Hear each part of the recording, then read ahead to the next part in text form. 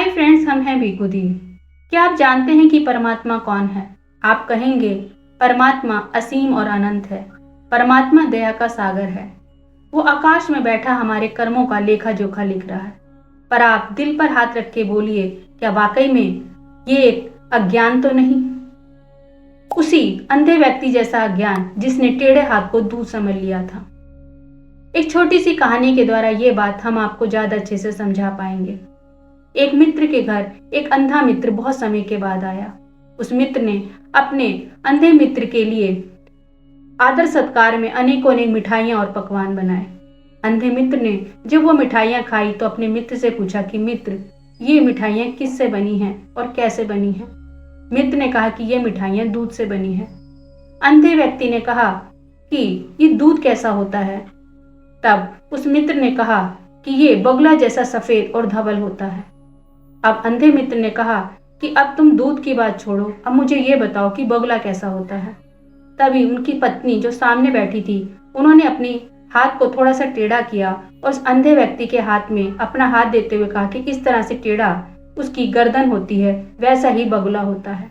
अंधे व्यक्ति ने कहा कि अच्छा, समझ आ गया मुझे कि टेढ़े हाथ जैसा ही दूध होता है।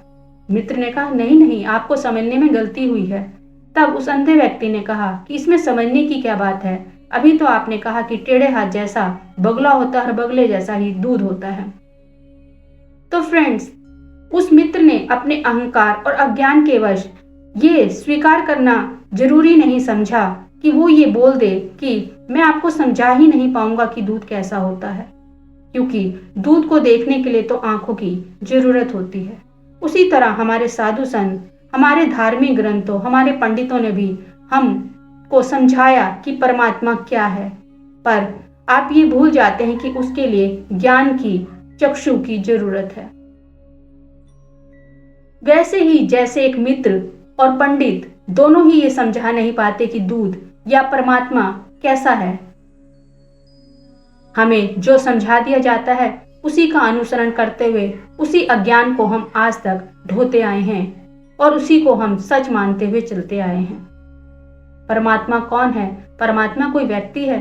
अगर वो व्यक्ति होता तो अब तक हमारे क्रियाकलापों और हमारे कर्मों की लेखा जोखा लिखने में पूरी तरह से ही पागल हो चुका होता। परमात्मा एक अनुभव की चीज है, जबकि जिसने भी इसको अनुभव किया वो शायद आपको कभी बता भी नहीं पाएगा कि आखिर वो है क्या चीज। जैसे ही आप एक मीठा दूध पीते हैं तो आप उसकी मिठास को किसी को भी व्यक्त नहीं कर पाते, बता नहीं पाते कि मिठास है क्या। वो सिर्फ अनुभव करने की चीज है। पर हम अपने अज्ञान के कारण सिर्फ उल्टे सीधे तर्क देकर परमात्मा के होने का, उनकी उपस्थिति का जो भी तर्क देते हैं वो शायद हम समझ नहीं पाते कि एक अज्ञान को हम दूसरे एक और अज्ञान की तरफ धकेल रहे हैं। तो फ्रेंड्स, आखिर परमात्मा है कौन? सिर्फ अनुभव करने की चीज है। ना वो आकाश में बैठा हमारे कर्मों का हिसाब किताब रख रहा है और ना ही वो अनंत और असीम है, ये कहकर हम उसे सिर्फ किसी सीमाओं में नहीं बांधते हैं। तो आपके इस विषय में क्या विचार है कि परमात्मा कौन है? कहीं आप भी तो उस अंधे व्यक्ति की तरह टेढ़े हाथ को दूध और साधु संतों की कही गई बातों के अनुसार ऊपर बैठे आकाश में कर्मों का लेखा जोखा करने वाला कोई व्यक्ति तो नहीं मान रहे परमात्मा को?